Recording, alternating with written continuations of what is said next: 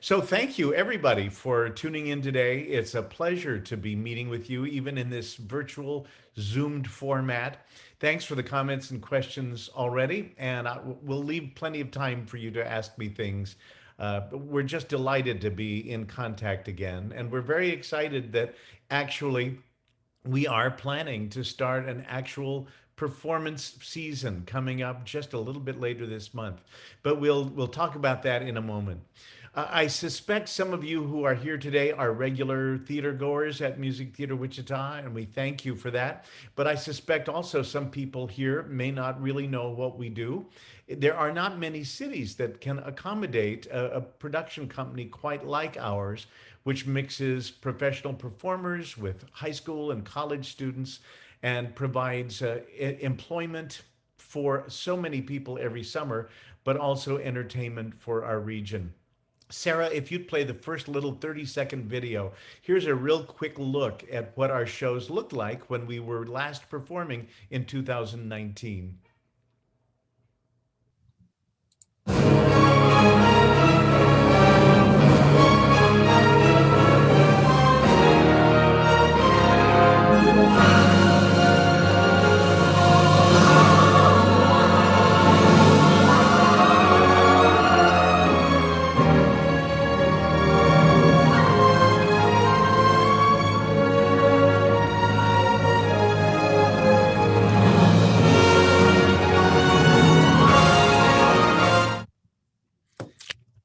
So that's just a quickie.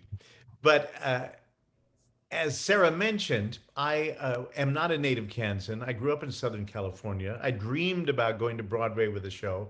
And lo and behold, in 1973, I was cast in this Broadway revival of an old show that some of you might know called Good News. It's a collegiate romp from 1927.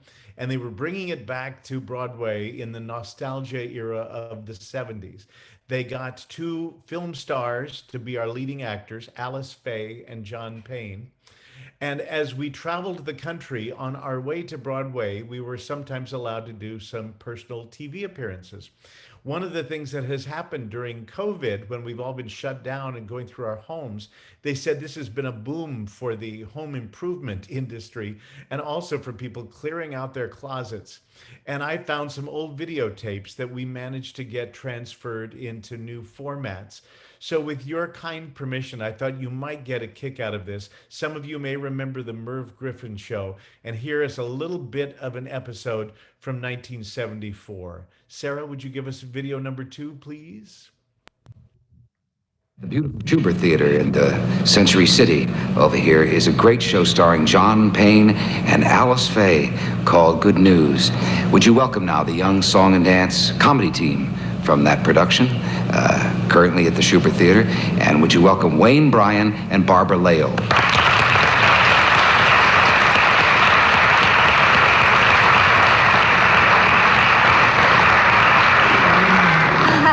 You can't get away from me, Bobby Randall. Look, babe, what do you want with me? I'm only a substitute on the football team. I'm not handsome, and all I have is $4, and that's tied up in IOUs. I don't want a rich man. I don't want a handsome man. I don't want a clever man. You want me? Right. Listen, big boy. Now that I got you made, goodness, but I'm afraid something's gonna happen to you. Listen, big boy, you got me hooked and how I would die if I should lose you now. Button up your overcoat when the wind is free.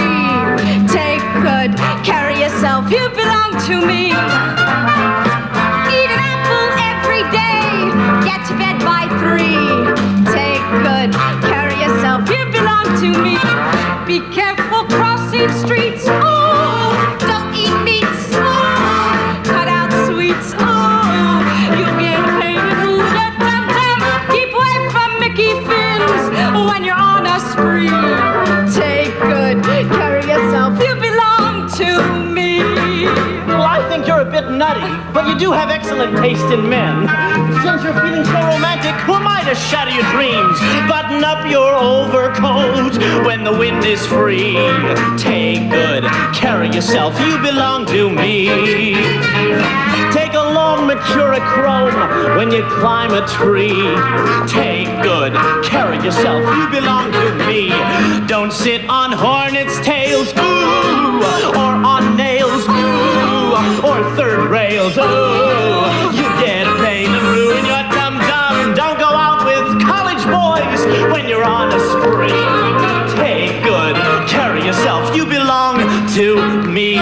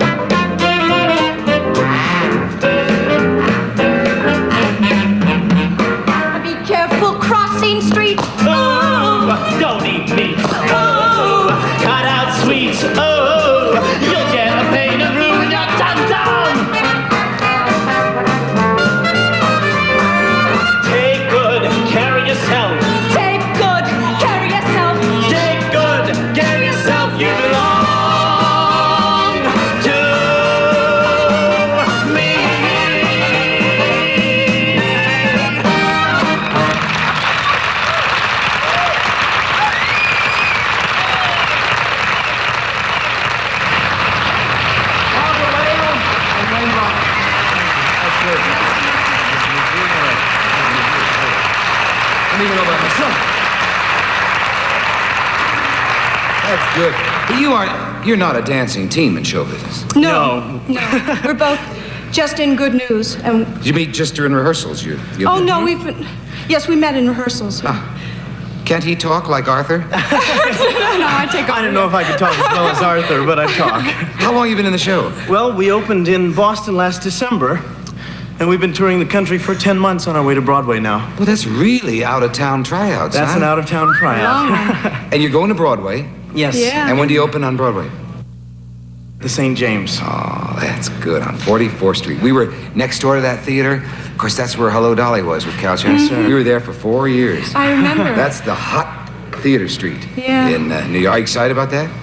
About playing there? Yeah. Yes, very excited. You've been in show business a while, haven't you, Barbara? You've been in a few The shows. first, yes, my father took me to New York. My father is Homer Hewitt, and I believe... Barbara, why didn't you tell me that? I told somebody here, but... And they didn't tell me Homer Hewitt's one of my oldest friends. And I knew he had a daughter. And I came to see you when I was 16, I think. And you recommended right. a voice teacher for me, and... Isn't that good? Well, aren't you terrific?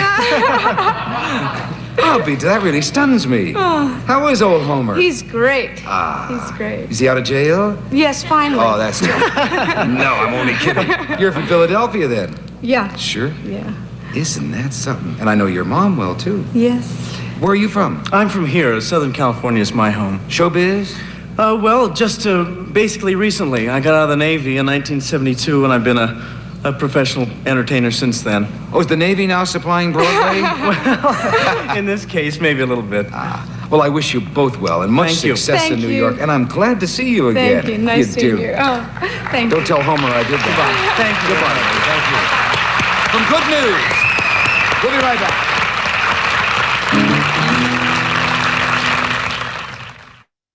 So, memories from another century. But as we mentioned, that show traveled the country for a year before it came to New York. And for a while, that show got better and better. And then it started getting worse and worse.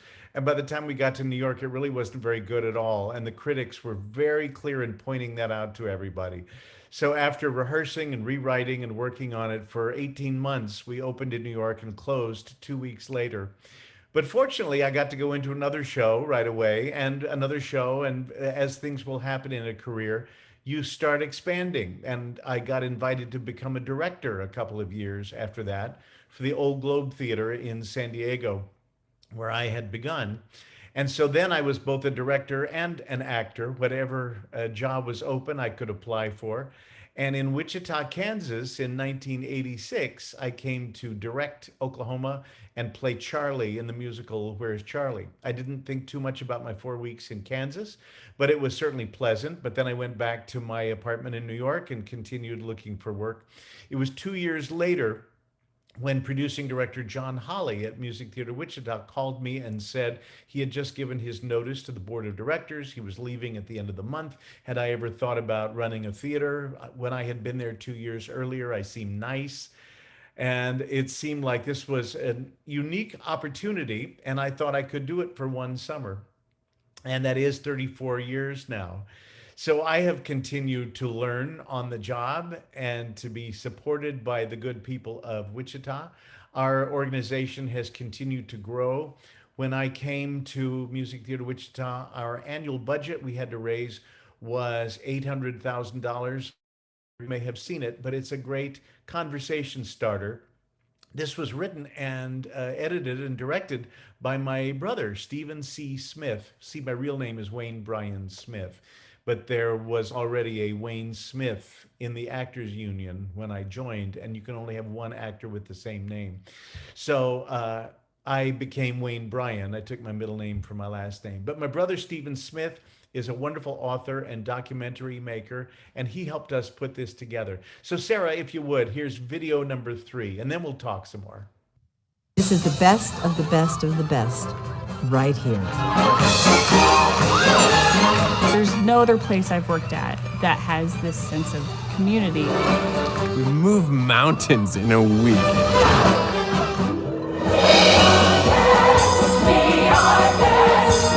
More and more now, if you live in a city and you see a musical show, chances are it came in off a truck, unloaded, entertained you, and then packed up and went on to the next city. So the various cities are all seeing the same kind of entertainment. Here in Wichita, these shows are made fresh in this building, and what our audience sees in Wichita, Kansas is uniquely put together just for them and to create jobs for the young people who are working in them. Music Theatre Wichita works on about a $4.1 million budget. We make sure that we spend at least 70% of that back into the Wichita economy. We buy our steel, we buy our fabric, we hire as many local people as we can. We buy about 1,000 hotel room nights a year, and 76,000 people came downtown last year to see a Music Theatre Wichita show. Many of them stayed to have dinner, to shop downtown. It's quite an economic boon to the community. Every year, Nancy Reeves and Joshua Larson and I go around the country and we look for talent. This year we saw over 1,200 people to come up with the 30 or so that'll be here for the whole summer as performers, plus the Broadway guest stars who join them in each show. I'm Jeremy Stohl. I play the Phantom of the Opera on Broadway. I've been there for 10 years, and I've taken a 2-week leave to be in 7 Brides with 7 Brothers. The schedule at Music Theatre Wichita is challenging in the best way.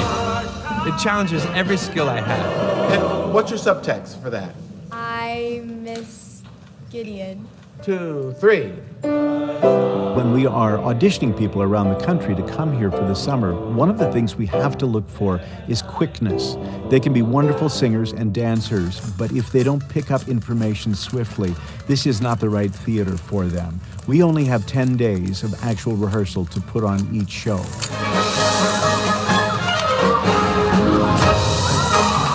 Once we've assembled all those people and we gather them into the mothership here at Century 2, everything happens in this building. It's all under one roof, and that's pretty phenomenal. We've got a costume shop that's fabricating costumes, fitting things from patterns, getting them on actors, making sure they're sized right. There's probably, I would say, 400 pieces of costuming that we are actually building here that will go into the Hunchback show. Choir robes, priest robes, pants, blouses, vests. So we've got a carpentry shop that's building the scenery. Is there anything at all that we're gonna have to rebuild totally from before? Rebuild. We have about 65, 70 shows, sets, props, and or costumes that can be rented out to other theaters. We get about 10% of our annual budget from the rental of sets and costumes. And that has meant that the licensing houses like to give us the new shows right away, so that we can build the sets and costumes that can then enable other theaters to do shows that they couldn't do otherwise. That's how we began with the Disney company. We created sets and costumes for Beauty and the Beast. Then the Disney people spoke to the Mamma Mia producers, so we got to be among the first in the US to do Mamma Mia. We're in this massive auditorium And then I'm backed up by this massive orchestra. Today in New York, the Broadway pit orchestras are being scaled smaller and smaller for financial reasons. So normally a Broadway orchestra pit now will feature 13 musicians and no more.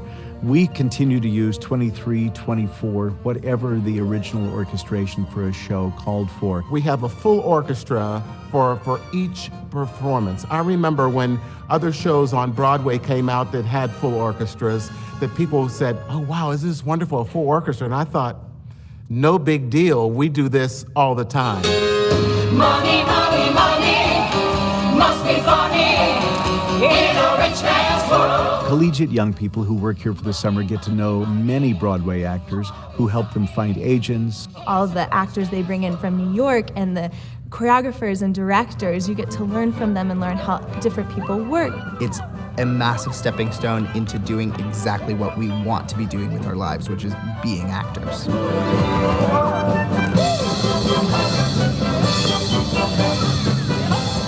The talent here is a Broadway pipeline, like nowhere else in the country.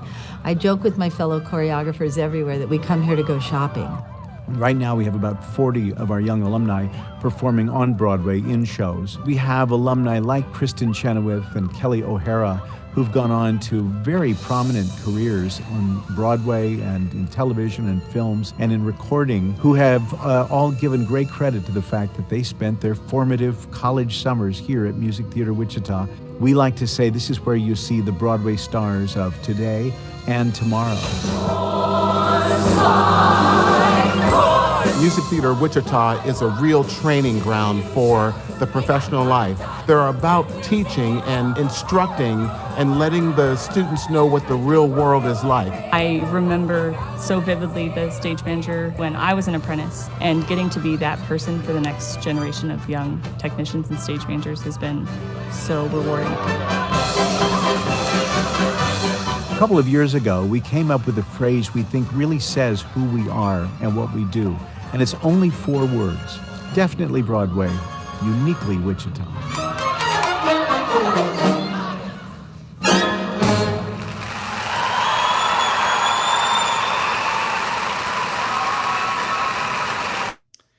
So, for those of you who had seen that before, thanks for your indulgence in watching it again. I'm always so proud when it reflects all of that talent and all of that ability that comes together, and the fact that our community supports this kind of endeavor. Well, now we talk about what has happened in the last year. This has been, of course, a very unique time for all the performing arts. Broadway shut down in March of 2020. And just as we were getting ready to start our, let's see here, let me go to my, there we go. Here we were minding our own business in Century 2. We were planning a season like we always do. 5 titles all announced, season tickets sold. But then came March and COVID shut everything down. So our theater, like so many across the country, sad, empty, lonely all this time. And not just our performing spaces.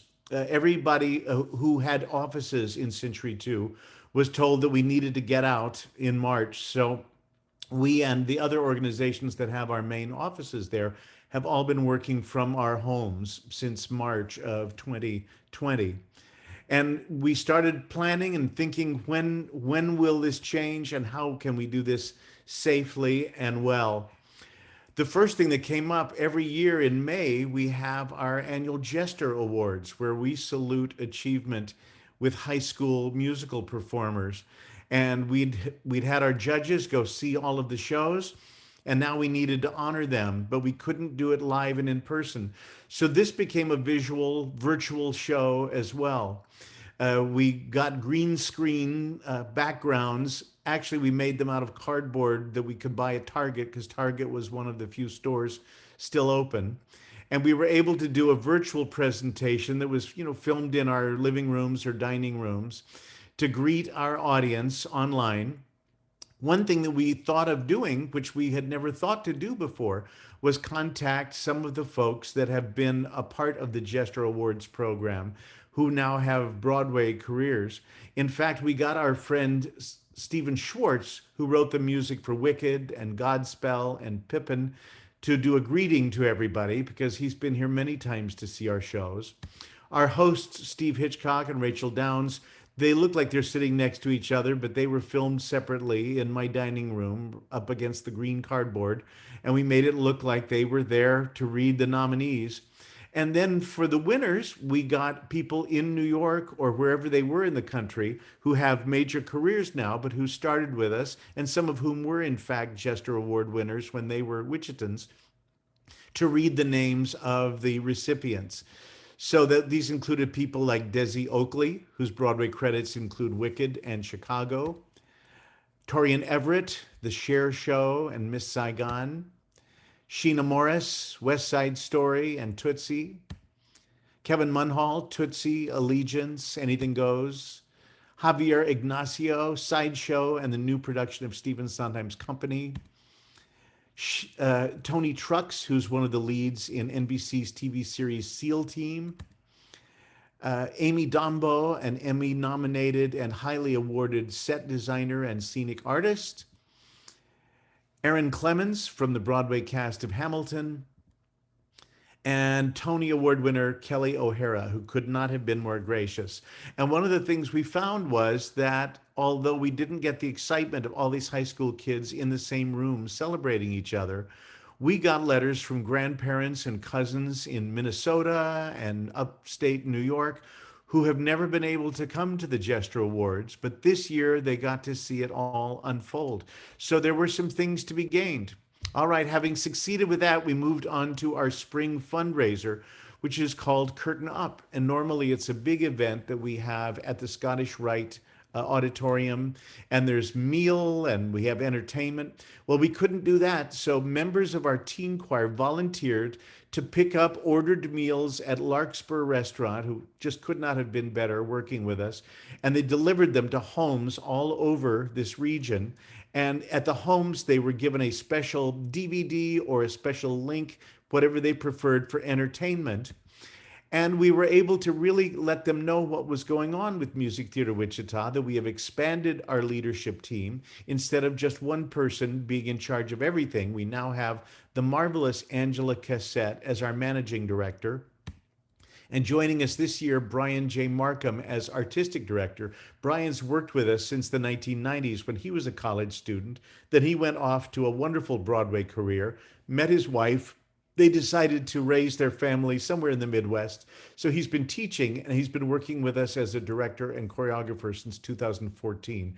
And he's really got the great gift of communication and he understands how this company works. And so he's here full time now. So we were able to highlight them. Brian even entertained us a bit on the Curtain Up video. And I did my bit to keep our Wizard of Oz theme going for our gala. And we raised a wonderful amount of money with this virtual gala. Not what we would have chosen to do, but we were able to, as they say, pivot. All right, now at this point in May, it became clear that we were not going to have a summer season. So we wanted to keep our patrons connected with us and let them know that we appreciated that they were sticking with us. So we began a whole series of digital visual programming. 3 times a week, we had programs in the afternoon that they could watch anytime. We had Masterclass Mondays, where some of our technicians would give tips to theater students or theater teachers on how to do something unique. We had Wayne Wednesdays, where I would answer any questions about anything. And we had Flashback Fridays, where we would look at clips and listen to the background on some of the shows we'd done in the past.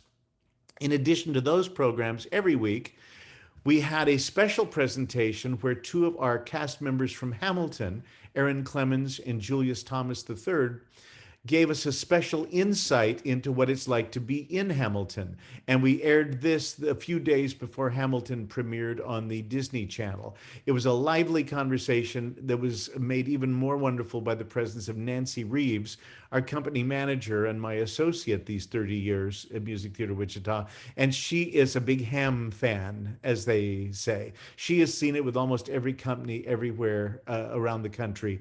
She has seen Erin go on, I think, as all three of the Schuyler sisters, and she has seen Julius play several roles, including both Aaron Burr and Hamilton. Julius was playing Hamilton in the San Francisco company when everything got shut down. In addition, our teen choir that usually performs before the show, we just love working with this group of kids, but they were stuck with nothing to do this summer. So safely, socially distanced, we took them out to the football field at the Independent School, and with several cameras, including one drone camera, we were able to film them doing numbers and made that part of our visual offerings online. And then for the special people who donated their season ticket money to us or who signed on and joined the Spotlight Society, we created additional kinds of programming just for them. These included a concert that Aaron Clemens did at the Orpheum Theater. No audience, just Jesse Workington on piano and the wonderful Aaron doing a concert, which is, you can still find it online, and it's terrific. And our Mary Poppins, Lindsay Bliven, gave a wonderful concert too and reunited her with the two kids who were the little children in 2013, Edward Sturm and London Peebler, now grown and on their way to college. And that was a great event for us as well. I did a 10-show series called Movie Club, where we took different movie musicals or TV musicals, and I gave background on them that we watched before people screened the movie, and then insight into what we just watched after the movie. Brian Markham did interviews with several special members of our musicians orchestra group that are often in our pit every summer. And our maestro, Thomas W. Douglas, did Martini Mondays, where you could join him at his home in Pittsburgh and he would mix special drinks. You got the recipe ahead of time to join him. And you could sit on your patio and hear stories and have Thomas entertain you. It was really fun. Something we did just for ourselves when all of our production was necessarily shut down for the summer. What you see behind these people in the picture is a canvas backdrop, one of many hundred, maybe about 500 backdrops that we have in our stock that we have never appropriately photographed. This one was created for the musical, which is called Phantom, which is the Phantom of the Opera story told a little bit differently. And it was designed and painted by Chinese artist Xu Shenghe, who has worked with us many summers. It looks so dimensional, but it is just a flat piece of fabric that was painted to look like the inside of the Paris Opera House. So we took the time to bring all of these drops downtown to our paint shop and photograph them each, so that now our rentals website has an accurate catalog of all of these things that can be rented for other productions. We miss not having our high school apprentices this summer, so Mitch Sutherland, our production director, created Apprentice Program in a Box. They came up with a project that all fit into this box. It was tubes, it was little things of paint, it was a little tiny soldering iron, it was electrical wires. And if you followed the instructions and watched the instructional video, you could put together a flicker candle that could be used on stage to look like a real candle. So we on the staff divvied up the neighborhoods around Kansas, and we all drove boxes of these out to people's homes, left them on their porches so their kids could have the apprentice program in a box experience until we can get back to doing what we really do. And then Brian Markham had the idea to do a holiday TV special, kind of along the lines of what Andy Williams and Bing Crosby used to do. And we were able to have our PBS station, KPTS, air it several times during December. We filmed it partly at a home in Andover, again, with very strict protocols, very few people in at any one time, everyone being tested regularly, everyone masked except for the moments they were on screen, everybody socially distanced, using video technology to make it look like we were all in the same room. And we also filmed out at Botanica, which gave us some wonderful, wonderful effects. The team at Digital Brand were our partners in this, and it was just a really happy experience. And we got wonderful feedback, and they've already asked us for another one next year. And we're looking to see if we want to do it on TV again, or if maybe by next year we can create something live and in person. That's Brian Markham, whose idea the whole thing was. So we got through last year with tons of video content created. And in the last few weeks of last year and the first few weeks of this year, we created the Online Academy, which has several different kinds of programming. I did a 12-part series on the history of musical theater, working with our friend Lindy Franklin at the Lexington Theater Company in Kentucky. And this looks at game-changing moments in the history of musical theater. Brian did a series of dance programs where you can learn choreography from different Broadway shows called Gotta Dance. And Mitch Sutherland did a series called Technically Speaking, giving you behind the scenes instruction. Brian and his daughter, Sophie, also did a series called Steppin' Time that lets parents and children dance together and learn simple dance routines. Throughout the whole year, we created thousands of masks. Everybody in our group who knew how to sew, sewed, especially Nancy Reeves and Mary Sue Dymack and Jacob Locke. But we also got some of our guild and Sandy Heisem, who's a neighbor. Everybody sewed masks, and we donated thousands to emergency workers and to senior homes and other venues around town. And then we were approached by Kansas Fights COVID to come up with some social media messages using our pictures from some of our shows. So mask up, keep your paws clean from cats, and with Karen Robb swinging on a chandelier, commit to social distancing. And I hope everybody watching is doing just that. So wanting to have a season this year of some sort, this being Music Theater Wichita's 50th anniversary, we started looking for ways we could do this safely. And we found this beautiful amphitheater in Andover. It's just 14 minutes from downtown Wichita. It's in a beautiful verdant park. It was launched in 2018, and it provides a wonderful place for performances with two big Jumbotron screens. So even if you're sitting ways out on the lawn, you'll still be able to see the faces of our performers close up. It can seat up to 8,000 people, but we will be seating only 2,000 people per show. There'll be pods drawn on the ground. There'll be food trucks and porta potties and hand washing stations and hand sanitation stations. Everyone will need to be masked when they come, no matter what your vaccination status is. And we are excited to do 4 concert type programs out there, starting earlier than we normally do in April and concluding later than we normally do in November. We have put together, instead of a 5-show summer-only season, we've put together a 7-event season, as I said, beginning in April and going all the way through November. Our 50th anniversary season deserved to be celebrated, but as I was saying with Rob in the chat a little earlier, safety means everything to us, and we have a COVID compliance officer now on our staff guiding us, and we're using all the guidelines of the Musicians Union, the Stage Directors Union, the Stagehands Union, the Actors Unions, and just common sense to be able to present live performance again this year, beginning outside in April. And hopefully, as the year goes along, we'll be able to get back more toward the kind of performances we normally do.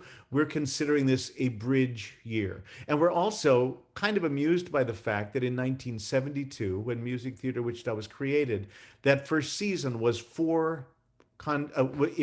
concert attractions and 1 traditional musical. So we've gone back to doing concerts this year with Broadway themes, and I think it's going to be a very satisfying summer, but quite a different kind of one. Our first offering, April 28th, is Smokey Joe's Cafe in Concert, tribute to the songwriting team that gave us Stand By Me, Jailhouse Rock, Hound Dog, Poison Ivy, just great 50s, 60s rock and roll songs performed by the most incredible group of voices, including Aaron Clemens and Julius Thomas from the cast of Hamilton. Then we go to Broadway's Jeremy Stohl. You saw him in that video, the gentleman who has played Phantom of the Opera for 10 years. He has a great show he does on his own called No More Talk of Darkness, and he's bringing his Broadway singers and musicians to come do their program in May. In June, we're moving indoors to Century 2, but not into our concert hall that seats 2,100, but into the large cavernous convention hall, which seats 5,000. And we're only allowing 1,200 in a night. Again, everybody masked and distanced. And this is a charming musical that I saw a presentation of in 1996, but it's a smaller show than we normally would do, so I've never been able to do it. But this seems the perfect time. It's called Mirette. It's based on an award-winning children's book called Mirette on the High Wire, which I'll bet you can find at the library. And it's a story of a young girl who lives in a Parisian theatrical boarding house that her mother runs in 1899 Paris. And she befriends a broken down wire walker and learns how to walk the high wire herself. And we're excited to do a show that's never been seen in Wichita before. And then the first week of July, in order to celebrate our patriotic anniversary, we're doing an all-Broadway, all-patriotic, all-Americana show called Red, White, and Broadway. And we're doing it for 3 performances, July 2nd and 3rd. We were only going to do 2, but it sold out. So we've added the 4th of July. And there's fireworks there out in Andover after the 3rd and 4th of July shows. If you're interested at all, go to our box office because the remaining seats for 4th of July are selling really quickly. And then in late August, we move back indoors to the convention hall for Golden, a look at Music Theater Wichita in our 50th year. 2 of those bright young people that used to be in our company that have now had extensive Broadway careers are coming to headline it. Matt Bogart, who was in Jersey Boys and Aida and Miss Saigon on Broadway, and Desi Oakley, who's been in Wicked and Annie and Chicago on Broadway and starred in the national tour of Waitress. They are our headliners, but we'll have a whole company of performers looking back on Music Theater Wichita's 50 years. That's in August. Then in September, we go back out to Andover, and I'm directing Music Theater Wichita's first ever production of Grease. We think that'll be fun out on the lawn. It's a going back to school story. So September seemed the right time to us, and it should still be pleasant weather-wise out in Andover in September. And then finally, we move back indoors to the convention hall for a marvelous new show we were very excited to get to do in 2020, and then we couldn't get to do it. So now we'll do it this year. It's based on Shakespeare's comedy of mistaken identities, Twelfth Night, but it has a wonderful pop score that is by a brilliant young woman named Shana Taub. This premiered in New York in 2018, and we're supposed to be one of the first companies to get to do it. It's very, very funny, very approachable, and 90 minutes of sheer fun. So that's the lineup for the summer. And again, it's a 50th anniversary, not like anything we've done before. And we're trying to bridge back to a new normal. The whole world is going to be going back to new ways of doing things, not necessarily what we've always done before. And we're embracing the change. And this was a great year for us of learning new skills and learning how to adapt and learning that there's not just one way to do a season. So that's what I have to say, and I'd love to hear what any of our folks today want to hear more about or talk about, or any questions you might have. All right, great. Well, thank you so much, Wayne. That was so informative, and it sounds like you guys actually had a really fun time, despite all of the drama of the pandemic. So you know, for both the organization and for me personally, we all feel a little guilty because this was a devastating year for so many industries and so many people. But to the credit of our staff, we had 11 people on the staff. Instead of the companies that were cutting back and furloughing people, we actually added one full-time person. So we're up to 12. But for a company that does the scale of performances we do, that's very, very small.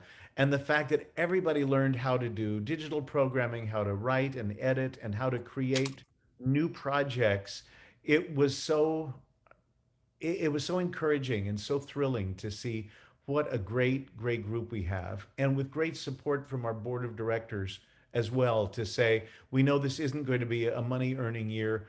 Let's just see what we can do. That's why we have an endowment.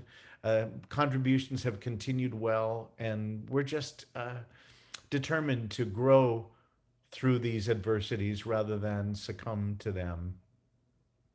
And it shows. So I did have a question roll in. Did Music Theater Wichita work with Muni and St. Louis to figure out the outdoor shows? That's a very good question because yes, the St. Louis Muni has 13,000 outdoor seats. They also had to cancel last year, even though they were trying to hang on to something that they could do in COVID, but they finally had to shut down as well. They did a few very good TV programs from their stage, again with no audience and everybody distanced. They were very creative, and I have spoken to them. I spoke to their musical director about how they managed to do their sound check, because normally we keep the doors of the theater closed while we test everyone's microphone before the show. And we're going to have to let people in, an hour and a half earlier. But we're going to have pre-show entertainment out at Andover if you come early. And so I was speaking to the Muni about that. And yes, thanks to this group called the National Alliance for Musical Theater, we have been having Zoom town halls every few weeks. We've been sharing information with each other about the best safety protocols, about the best masks, about the best disinfectants, about what the different unions are allowing or not allowing. And that has been a lifeline for all of us to take advantage of learning from people who regularly do this when it's our first time doing it. So that was a very good question. Mostly what we have rolling in our comments. People in attendance today love Music Theater Wichita, so I'll make sure, Wayne, that you get all of these nice comments. Oh, that's great. And our other Sarah, who is working behind the scenes today, did report that the library owns a copy of Mirette on the High Wire by Emily McCulley. So good on ya, because you challenge a librarian to look up and see if it's in our system, and we're gonna do it. So well, it's a well-loved book, and it's really great for all ages. And the people who wrote the music for Mirette, the musical, also wrote The Fantastics and I Do, and 110 in the Shade. So it's a very distinguished Broadway writing team that took on this children's book and wanted to see it happen. And so we're delighted. The way we're going to do Mirette in the convention hall is we have a series of platforms that the actors will be on. They'll all be fully costumed, and you'll get a sense of who they are. They won't be touching each other. They won't be handling props. There's a higher platform that will become the High Wire, the Mirette and the Wirewalker Bellini work on. And behind it will be a large screen on which we're projecting a series of illustrations that are being newly created by set designer Jordan Slusher in the style of the illustrations in the book, and we'll take you to all of the places they go. And as the wire they're walking gets higher and higher and higher, the background behind them will get lower and lower and lower. So hopefully by the end of the show, we're really up on the Eiffel Tower, and it should be really fun. All the shows this season, all 7 presentations, are under 90 minutes with no intermissions. And we are hopeful, but we said to the staff, so what's the worst thing that can happen? We have to cancel a show. Well, been there, done that. We canceled a whole season. We know how to do that. But we are optimistic and hopeful, and we're counting on our patrons to do their part in keeping everybody safe. absolutely. Any other questions? Feel free to type those in. Here maybe one. Here's one. Do they need to bring any chairs to the Andover site? Yes, thank you for asking that. And I should have said that. Yes, bring a blanket or bring chairs. It's all lawn seating. It'd be in sections according to what your ticket price is. There'll be a section with the pods marked off with colored flags. This one's good for two. This one's good from 3 to 6 people. And we will have a 50th anniversary chair in a bag if you want to purchase one. It's a little tote bag with a chair in it with the Music Theater Wichita 50th anniversary logo on it. But yes, you're absolutely welcome to bring your own. You can bring food. Please don't bring your own liquor. But there will be stand and serving bartenders there if you do care to buy a drink once you're there. So thanks for Good, asking. good distinctions. Good distinctions. And then I have someone who is a little concerned about the acoustics out at the amphitheater. Can you speak to any additional? We have been told that they are, good, but we are bringing our own sound design team, Josh Gordon, and our sound designer, David Meal. And I will tell you that the 9 voices in Smokey Joe's Cafe are probably the 9 best voices we've ever had in a show here. They are sensational. I mean, everybody is out of work right now, so everybody is available. So we were able to get our first choice of all the people who sing this kind of music wonderfully, including Ernie Pruneda, who was our star of In the Heights in 2019. Fabulous, fabulous voices. So we don't want to squander that. So hopefully with the close-up cameras you'll see them well, and hopefully with all the sound enhancement it will be the best kind of outdoor sound you can have. There is Kansas wind. There are other factors. We won't have the control of it that we do in the concert hall, but I want you to know we'll be doing everything that is within our power to guarantee a rich program musically, because otherwise why would you do Smokey Joe's Cafe if you don't hear the music? But you'll be able to get up and dance on the lawn, something you can't do in Century 2. So there may be advantages. We'll see. Yeah, that's definitely true. They would frown upon you dancing in the aisles at Century 2. Okay, besides Good News, what is your favorite Music Theater Wichita show that you've produced? Let's just Oh, and put you on the spot. Oh, that was really sweet to even put that as a caveat. I'm very proud that we got to do Good News. The version that we rewrote back in 1993, we did again in 2003. And that version that came from Music Theater Wichita has now gotten over 400 productions in the US and Canada and Great Britain. So we are very proud of Good News. Um, you know, which of your children do you love the most? Each one presents certain challenges and you're proud of them for different reasons. I would say that the 2019 summer season was just about as perfect a season as I could ever imagine. We were very proud of the version of Sound of Music we did. We thought it really told that story well and richly, and people told us how fresh they felt it was. We loved An American in Paris with the turntable that we built to go with that. And then our productions of A Chorus Line in Chicago, first rate, and then closing with In the Heights, which was a very new show. And of course, the movie is finally coming out this June. So we love all of those. In personal favorites, I tend to like the more obscure ones. There was a show a few years ago we did called Big Fish that did not have a big Broadway run, but we were so moved by it and felt that we actually were able to do the show a little bit better than it had been done in New York for a couple of reasons. And we're very proud of that. So thanks for asking. What have been some of your favorite shows? What shows have we ever done that made an impression on any of you? I'd love to know what lingers in your memory, because that's what we're creating. We create sets and costumes, but what we're really creating are memories that we share with each other. I love that. It's great. And as Wayne said, if you want to share a favorite memory, feel free to put that in the comments. I don't believe that shows up in the recording, but we'll make sure to share it with him. So any other questions? I think we've gotten through them and we've got a few extra minutes left. Well, if you do, would you go to the very last video that I had sent you? I think this is really fascinating, and this shows you a slightly different look at what went on behind the scenes as we prepared to do An American in Paris. This is not done by most theaters, but our director, choreographer, Jeffrey Denman, had a real clear vision for what An American in Paris should do, and it required the whole stage to rotate. So this is how we managed it. This is a learning theater, and every time we stretch ourselves, we know we're going to learn things in the process. So that was very true of the turntable. You can do all the strategizing and theorizing you want. Ultimately, when it comes right down to it, it has to turn. It's fun to be able to delve sort of into something brand new for us, and truly, it's magic.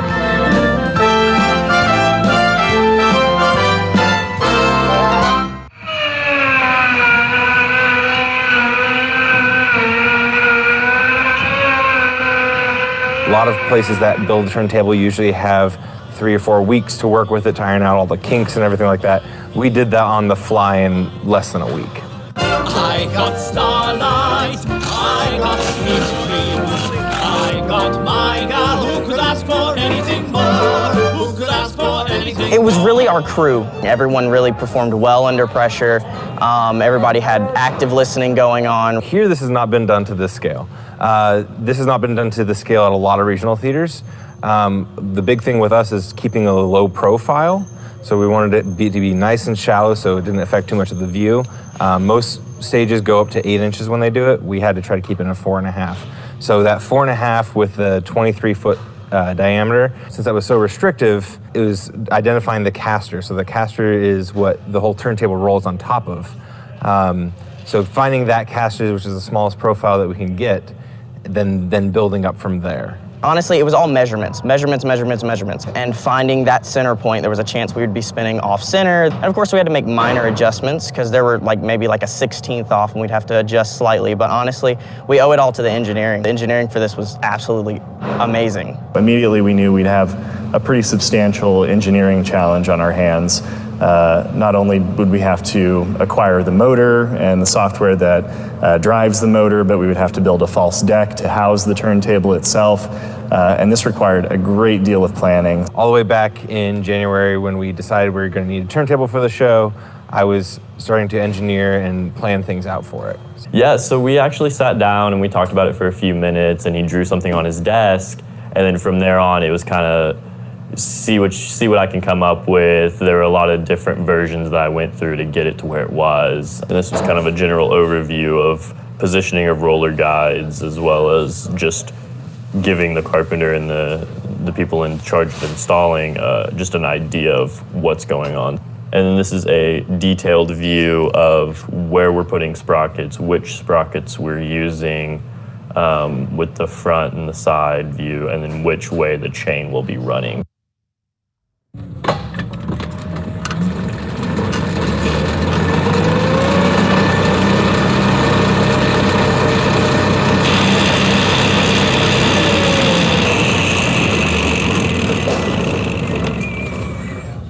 The biggest learning experience that I had working on with the turntable with Jeremy was just how much planning and how much precautions we need to take when it's in terms of safety and in terms of automation on stage for live theater.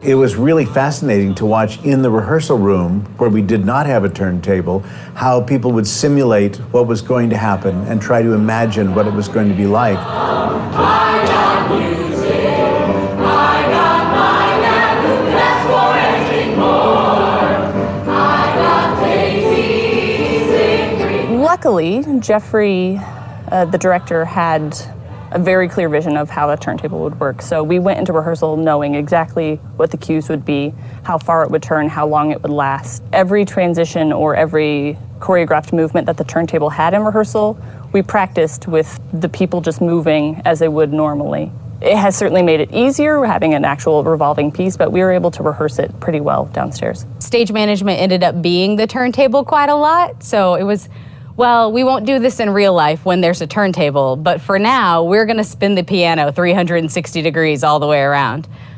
There were also several more spikes than there would have been. The spikes are the marks on the ground to show where scenery goes. And we had several things, like the counters, for example. We have 2 spikes for them in the rehearsal hall because they shift during the song.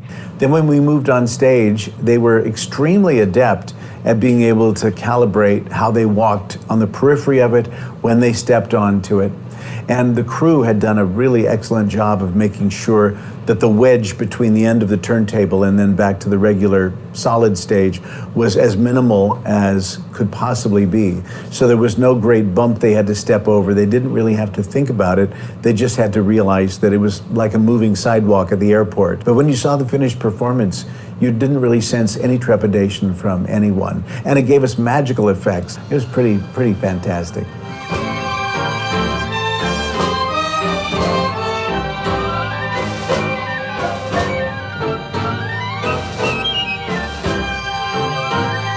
This is my show control here. It allows me to load cues, and it has the execute button. It also has a hold button, and it has our emergency stop. If for any reason safety was in question, the emergency stop is there to bring everything to a halt. And just as a last precaution, I have a video feed, so I can see what's going on stage. And if for some reason I feel I need to stop movement on the turntable, or that it's not safe to execute a movement on the turntable. How can words express your divine appeal? You could never... Lights 266. Go. Tab 300. Go. Lights 267, go. Standby automation 640.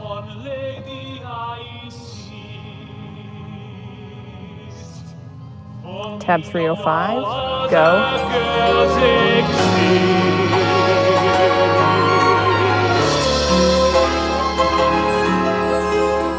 Wonderful, marvelous, she should care for me. After the show is over, this becomes a stock item for Music Theatre Wichita. So this is something that we can pull out again, use for other shows, and we're going to make refinements, make it even better for ourselves to put in and out, things that you'll learn in that process. So it'll have a life beyond just this one show. When you come to see a show at Music Theatre Wichita, you see 10% of the process that goes into it. I mean, you see the show get executed, and it's beautiful by that time. We've had a lot of time to work on it, but I just want to draw attention to the folks who work diligently backstage, not just in this case in technical direction and in carpentry, but the staff that works in all the departments backstage. We're an organization that trains young technicians. We hire in excess of 70 of them each year. I just want to applaud them for all the hard work they do. They make these shows possible.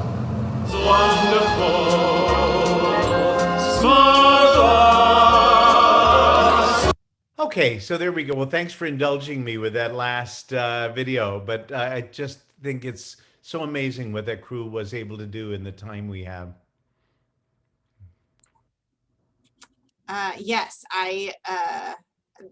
it's fascinating and kind of mind-boggling, all of the things that go in to create that experience for us, the viewers.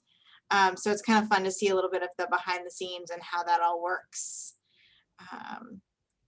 No more questions, Wayne. Really just a lot of kudos, and some people have said Les Miserables was their favorite, and An American in Paris came up. But anyway, everyone, thanks so much for attending. I think we will go ahead and call this the end of the program, but thank you so much. I did include the link to our survey in the chat, so please do take a few minutes to fill that out. It really does help us with planning programs, and we really do appreciate your feedback. I can link to it again. Yeah. And Sarah, may I say too, if anybody wants to send me a message for any reason, I'm Wayne at MTWichita.org. So if there's something you didn't want to say in front of other people and you want to get in touch, or you have a question later, just write me at Wayne at MTWichita.org. And we'll hope to see you at some of the shows this summer. Who knows? Come see us. Come say hi from a distance. From a safe distance, right? Thanks again, Wayne. This was fantastic. Thank you, Music Theatre Wichita. We wish you all of the best in your upcoming season. And thank you, all of you who stayed with us for the rest of the program. And thank you for your support of the Wichita Public Library.